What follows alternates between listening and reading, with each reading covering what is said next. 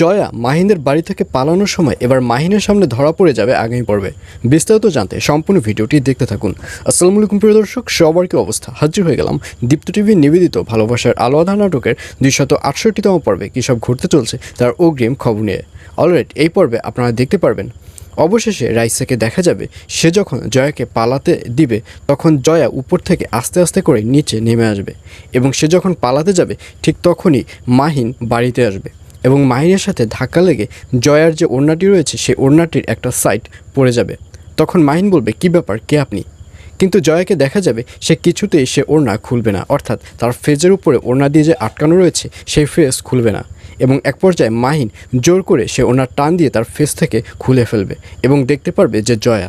তখন জয়াকে বলবে, কী ব্যাপার জয়া, আপনি এখানে? আপনাকে তো আমি খুঁজছিলাম।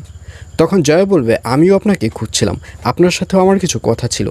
এই বলে জয়াকে দেখা যাবে সে একটা কাগজ মাহিনের হাতে গুজিয়ে দেবে, অর্থাৎ ওই কাগজে জয়ার ফোন নাম্বার দেওয়া থাকবে এবং গুজিয়ে দিয়ে যখন চলে যেতে চাইবে ঠিক তখন মাহিনকে দেখা যাবে সে জয়ার হাত ধরে থাকবে, অর্থাৎ জয়াকে কোথাও যেতে দিবে না।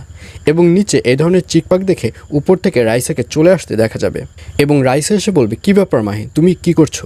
অফিসের সামান্য একটা কর্মচারীর হাত ধরে এভাবে তুমি কেন টানাটানি করছো? এখানে তো তোমার মান সম্মানের ব্যাপার রয়েছে। তখন মাহিন বলবে, আসলে জয়ের সাথে আমার অনেক কথা আছে আর এর জন্যই আমি এইসব করছি। তখন রাইসা বলবে, জয়ের সাথে তোমার কোনো কথা নেই।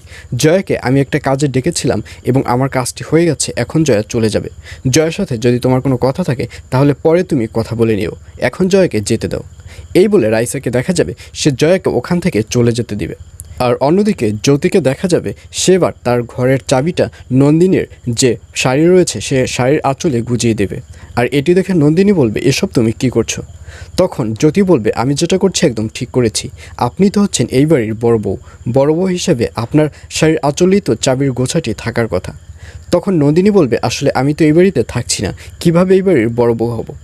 তখন জ্যোতি বলবে, আপনি তো আজকে একদিন রয়েছেন, একদিনের জন্য হলেও তো আপনি এই ঘরের বড় বউ, আর এর জন্যই আমি চাবির গোছাটি আপনার হাতে তুলে দিয়েছি। এবং তারা যখন এই ধরনের কথোপকথন করতে থাকবে ঠিক তখনই ওখানে আর্য এসে উপস্থিত হবে এবং আর্য বলবে, কী ব্যাপার জ্যোতি, এখানে তুমি কী করছো? মা তোমাকে তাড়াতাড়ি নিচে ডাকছে, নিচে চলে আসো। এইসব বলতে দেখা যাবে আর্যকে। আর এছাড়াও থাকবে আশ্চর্য সকল ঘটনা। সুতরাং সবাইকে ভালোবাসার আলো আঁধার নাটকের আগামী পর্ব দেখার আমন্ত্রণ রইল।